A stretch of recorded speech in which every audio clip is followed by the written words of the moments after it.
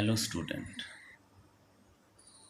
आज हम लोग स्टार्ट कर रहे हैं क्लास 9th साइंस के first chapter matter in our surrounding का सेकंड पार्ट। फर्स्ट पार्ट में हम लोगों ने इंट्रोडक्शन ऑफ द मैटर और उसकी कैरेक्टरिस्टिक्स को चेक किया था। आई होप सो आप लोगों को अच्छी तरीके से समझ आया होगा।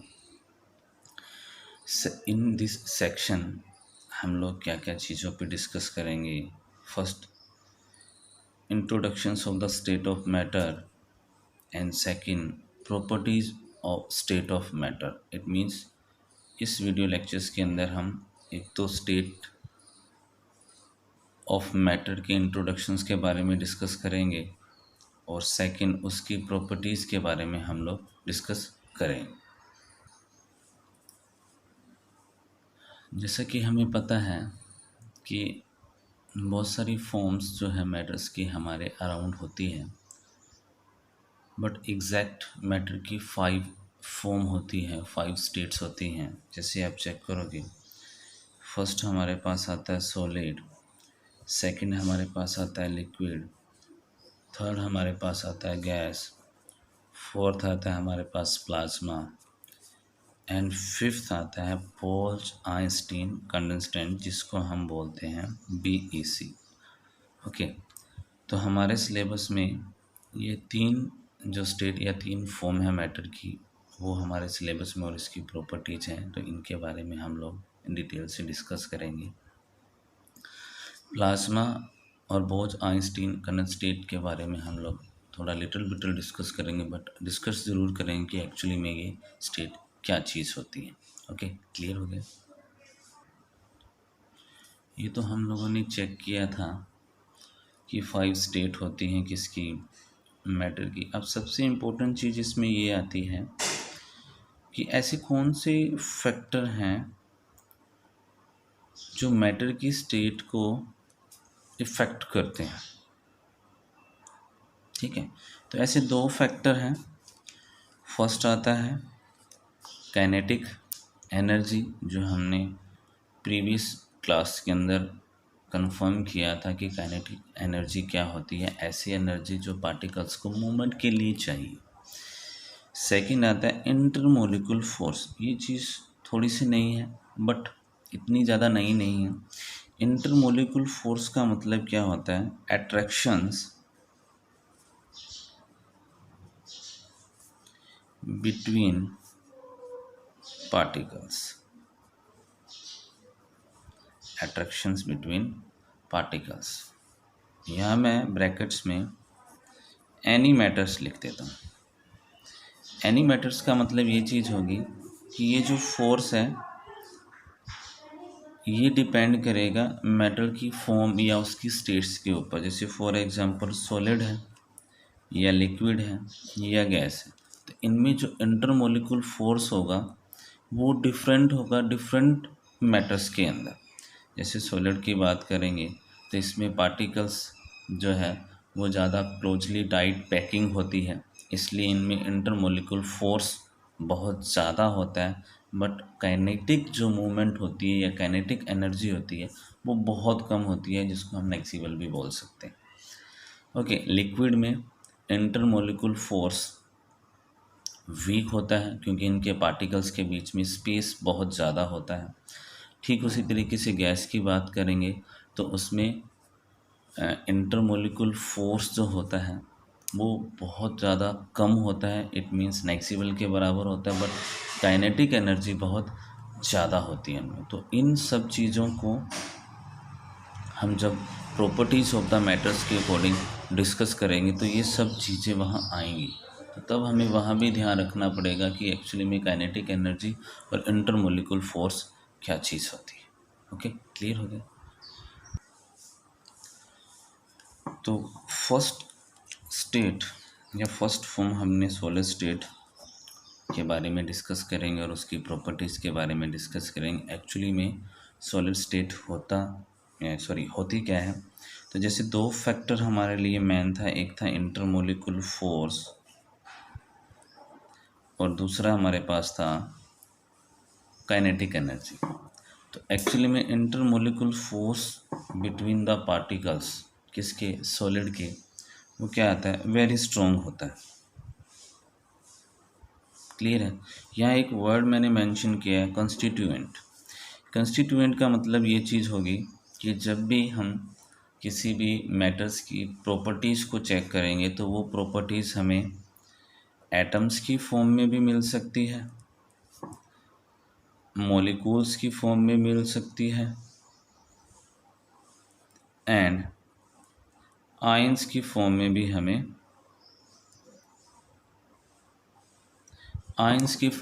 हमें मिल सकती है। तो ये जो थ्री हमारे पास फॉर्म आई हैं, एटम्स, मॉलिक्यूल्स और आयंस, तो इनको कॉमन में हम कंस्टिट्यूएंट वर्ड का यूज़ करते हैं।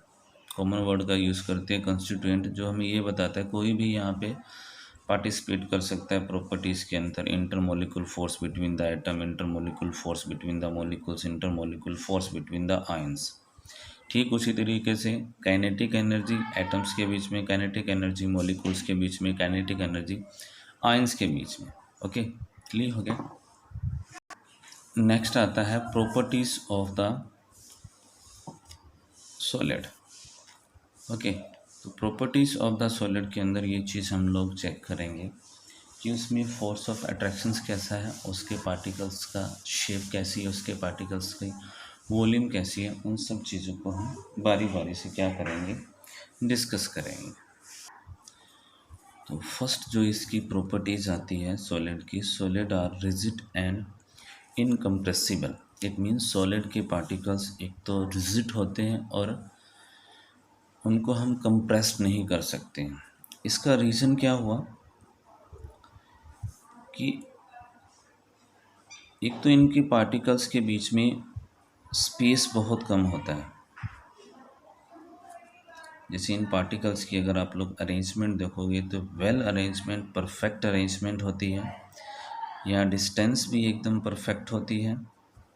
ओके, बीच में गैप भी नहीं होता है। ओके, इनके बीच में किसी टाइप का कोई गैप नहीं होता है, इसलिए जब भी हम इनको कंप्रेस्ड करना चाहें तो हम इनको कंप्रेस्ड नहीं कर पाएंगे। तो क्लोजली पैकिंग की वजह से ये रिजिड और क्या होते हैं, इनकम्प्रेसिबल होते हैं। इनको हम कंप्रेस नहीं कर सकते। एक इसका एक्सेप्शनल केस है। वो एक्सेप्शनल केस क्या है, स्पंज। स्पंज एक्चुअली में सॉलिड स्टेट के अंदर आता है, बट हम इसको कंप्रेस्ड कर सकते हैं। ओके, रीज़न इसमें क्या है कि इसके अंदर जो पोर होते हैं उनमें एयर जो है वो ट्रैप कर जाती है। तो जब हम इसको स्पंज को कंप्रेस करते हैं तो वो एयर जो है वो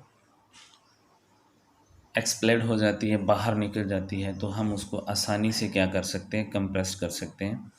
तो ये एक एक्सेप्शनल केस है जिसमें सॉलिड के अंदर स्पंज का कि हम इसको कंप्रेस कर सकते हैं। सेकंड इसमें जो प्रॉपर्टीज़ है, सेकंड जो इसकी प्रॉपर्टीज़ आती हैं वो क्या है, ए solid has definite shape and definite volume. ये भी ठीक उसी तरीके है कि जब भी हम इसके कंस्टिट्यूएंट पार्टिकल्स को अरेंज करते हैं तो एक तो इनकी डेफिनेट शेप आती है और क्या आता है, वॉल्यूम आता है। किसकी वजह से, रीजन इंटरमोलिकुल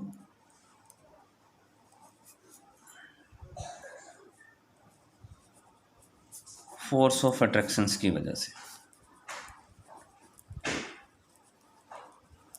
जिससे क्या हो जाते हैं, क्लोजली पैक्ट हो जाते हैं। और ये इंटरमोलिकुल जो फोर्स होता है ये होल्ड करके रखता है इनके पार्टिकल्स को, जिसकी वजह से इनकी शेप और वॉल्यूम क्या रहता है, परफेक्ट रहता है। थर्ड जो इसकी प्रॉपर्टीज आती है, the solid intermolecular force are strong.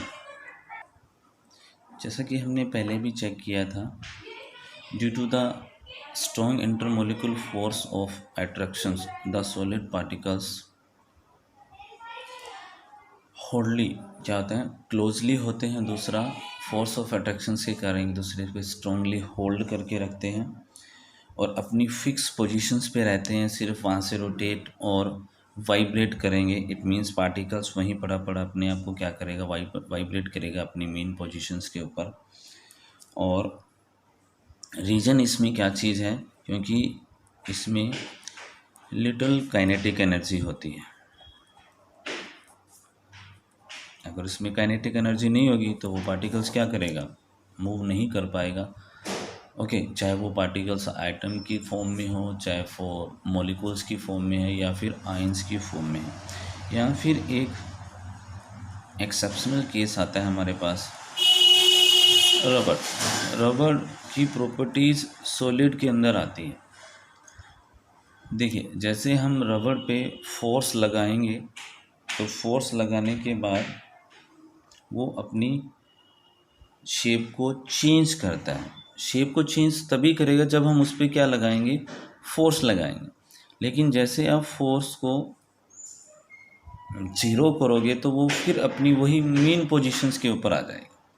तो इट मीन्स रबड़ की प्रॉपर्टीज़ को सॉलिड आएगी। अगर आप फोर्स लगाओगे तो अपनी शेप चेंज करेगा, अगर फोर्स नहीं लगाओगे तो शेप चेंज नहीं करेगा। तो रबड़ एज ए इसमें आ गया सॉलिड स्टेट के अंदर। फोर्थ जो प्रॉपर्टीज आती है, solid have high melting point. तो due to the strong intermolecular force के कारण इनका मेल्टिंग पॉइंट बहुत ज़्यादा होता है, यानी इनको मेल्ट करने के लिए बहुत ज़्यादा टेम्परेचर की रिक्वायरमेंट होती है। नेक्स्ट जो हमारे पास प्रॉपर्टीज आती है, diffusion of a solid into another solid extremely slow. तो यहाँ एक वर्ड आया है डिफ्यूजन। पहले हम इसकी डेफिनेशंस को चेक करेंगे कि व्हाट इज़ डिफ्यूजन और एक्चुअली में ये क्या इफेक्ट डालता है प्रॉपर्टीज़ में जब एक सॉलिड का पार्टिकल्स दूसरे सॉलिड के पार्टिकल्स के पास जाता है या मूवमेंट करता है। तो एक्चुअली में डिफ्यूजन्स क्या चीज़ होती है, एक्चुअली में डिफ्यूजन्स क्या हो गया, is the movement of the molecules from the region a higher concentration to a region of lower concentration.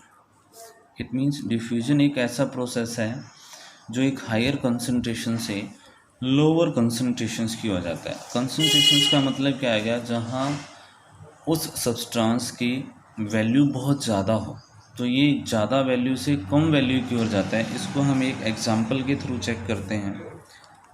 Suppose I take a beaker,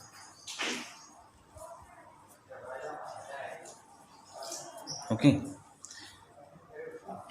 उसमें मैंने इंक डाली। ओके, आफ्टर सम टाइम में आप देखोगे इंक का कलर थोड़ा चेंज होगा, फिर देखोगे थोड़ा और चेंज होगा, और एंड में आप देखोगे कि पूरा ही वाटर का कलर क्या हो जाएगा, चेंज हो जाएगा। ओके, जो भी यहाँ इंक ली है, ब्लैक ली है, ब्लू ली है, रेड ली है, उसके अकॉर्डिंग वाटर का कलर क्या हो जाएगा, चेंज हो जाएगा। अब एक्चुअली में हुआ क्या, जैसे ही हमने इंक को वाटर के अंदर मिक्स किया तो यहाँ जैसे ही एक ड्रॉप या 2 ड्रॉप्स जैसे ही हमने वाटर्स के अंदर डाली तो यहाँ जो इंक की कंसंट्रेशंस थी वो क्या थी, हायर, और यहाँ वाटर के अंदर उसकी कंसंट्रेशन क्या थी, लोअर। तो ये हायर से लोअर की ओर मिक्स होना स्टार्ट हो जाएगा। ओके, ठीक है।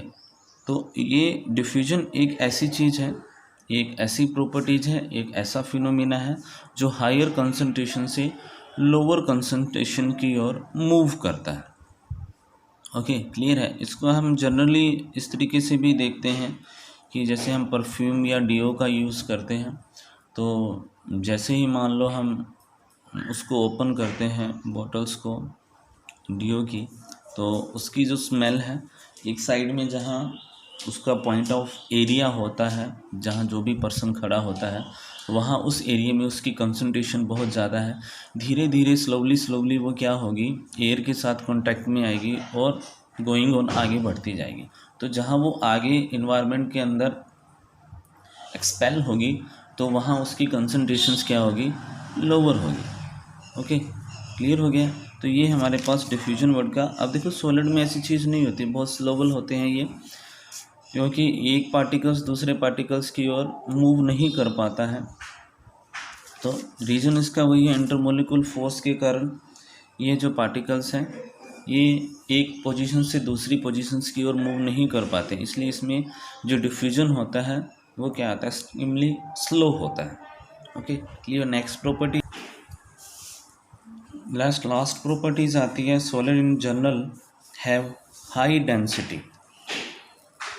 जैसे हमने डिफ्यूजन्स में चेक किया था कि डिफ्यूजन्स जो है एक्सट्रीमली स्लो होती है सॉलिड के पार्टिकल्स में, क्योंकि फोर्स ऑफ अट्रैक्शंस बहुत ज़्यादा होता है, तो पार्टिकल्स एक जगह से दूसरी जगह पे मूव नहीं कर पाते हैं। ठीक उसी तरीके से डेंसिटी को चेक करेंगे कि एक्चुअली में डेंसिटी होती क्या है। तो डेंसिटी, इसको हम एक फॉर्मूले से चेक करेंगे, D is equal to M divided by V। D हमारा डेंसिटी को रिप्रेजेंट करेगा,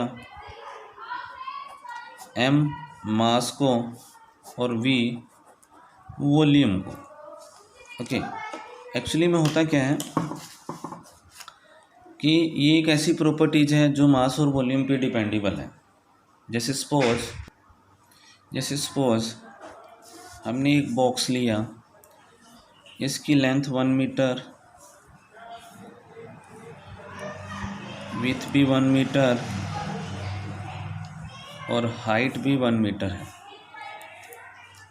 ओके और हमें पता चला कि इसके 1 मीटर्स के अंदर 1000 kg वाटर आ सकता है। ओके क्लियर हो गया। तो it means metre cube is 1000 kg। तो यहाँ जो इसका वॉल्यूम है, वॉल्यूम का मतलब क्या है, वाटर की कैपेसिटी कितनी होगी, 1000 kg। तो इसकी डेफिनेशंस को जैसे हम लोग चेक, तो डेफिनेशंस देखेंगे, it is the measure of the mass of an object per unit। तो डेफिनेशंस क्या है, it is the measure of the mass and the object per unit volume. तो उसकी पर यूनिट जो बनाई है, जैसे हमने 1 मीटर विड्थ और वो चीज़ें ली, तो उसके पर यूनिट एरिया में कितना उसका वॉल्यूम आता है, वो उसकी क्या हो जाएगी, डेंसिटी हो जाएगी। ओके तो डेंसिटी के बारे में फ़िलहाल इतना ही। मैं एक स्पेशल वीडियो बनाऊंगा डेंसिटी पे और उसको हम डिटेल से समझेंगे। तो आज के वीडियो लेक्चर्स के अंदर हमने स्टेट ऑफ मैटर और उसकी प्रॉपर्टीज़ को चेक किया। मैंने सॉलिड की प्रॉपर्टीज़ को काफ़ी डिटेल से डिस्कस किया है। नेक्स्ट जो हमारे पास लिक्विड और गैस की प्रॉपर्टीज आएगी, हल्का हल्का सा हम कंपेयर करके इसको कंप्लीट करते जाएंगे। ओके तो आप लोग अपनी रीडिंग अच्छी तरीके से रखना। अगर कोई प्रॉब्लम आती है तो कमेंट सेक्शंस में ज़रूर बताना। Okay thank you guys.